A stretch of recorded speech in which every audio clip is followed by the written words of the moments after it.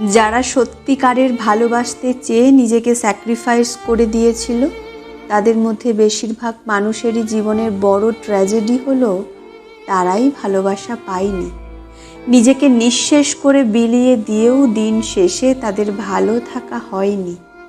যে হাতটা শক্ত করে ধরে রাখতে চেয়েছিল, তার সেই বাঁধন কেটে দিয়ে একদিন না একদিন তারা ঠিক বেরিয়ে গেছেই। এই পৃথিবীতে এমন কত মানুষ আছে যারা ভালোবাসার মানুষটিকেই একটা ঘর ভেবেছিল, একটা আশ্রয় ভেবেছিল এর কাছে থাকলেই হয়তো দুদণ্ড শান্তি মিলবে। শান্তি মেলেনি তার কাছে। উপলব্ধি করে ফেলে জীবনে একটা ভুল মানুষকে সে বেছেছে। অশান্তির কুয়োতে থাকতে থাকতে জীবন হয়ে ওঠে দুর্বিষহ। সেখান থেকে বেরিয়ে আসার ক্ষমতা আর থাকে না। ভালোবাসার মানুষগুলো কেমন হয় জানেন? বেশিরভাগ মানুষই কোনো একজন মানুষকে নিবিড় করে কাছে পেয়ে গেলে আর তাকে গুরুত্ব দেয় না।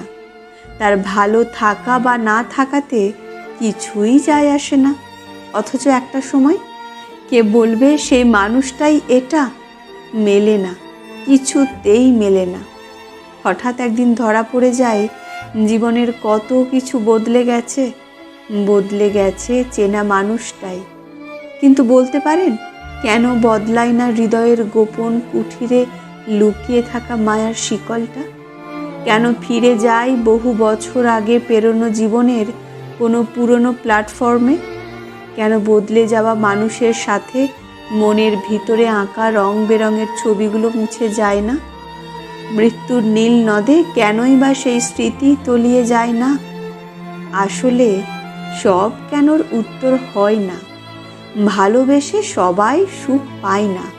ঘর বেঁধেও এক ঘরে একসাথে থাকাও হয় না।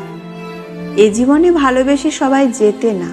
কেউ হারবে, কেউ হারিয়ে যাবে বিকালের ছাদে, কেউ বা একা কাঁদবে, কেউ হয়তো আবার ভুলে জড়াবে শহরের ভালোবাসার ফাঁদে। ভালোবেসেই তো মরেছে মানুষ, ভালোবেসে আর বাঁচে কজন? কি ট্র্যাজিক জীবন!